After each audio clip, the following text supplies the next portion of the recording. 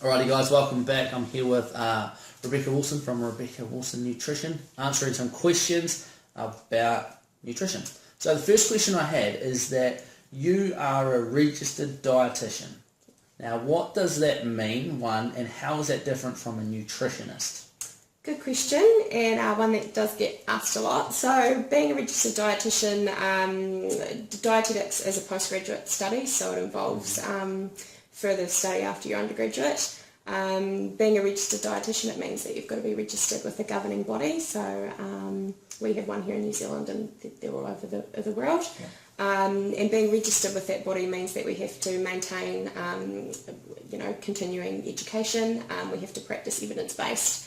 And we have to provide evidence that we are doing all of these things. So we're, governed by a body. So if there was something that, that we did or something that we practiced that wasn't in line with guidelines, then we could be held responsible for that. So, and that's the difference between dietitian and nutritionist. So nutritionist, you could do a 2-week or, even a 2-day course online and call yourself a nutritionist.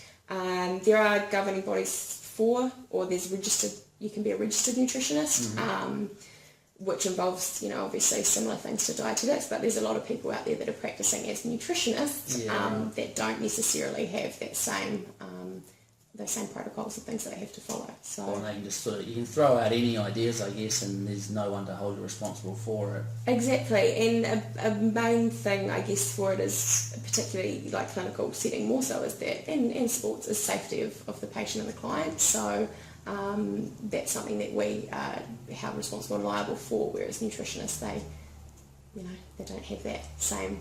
Do you get like a yearly review, or how does that work?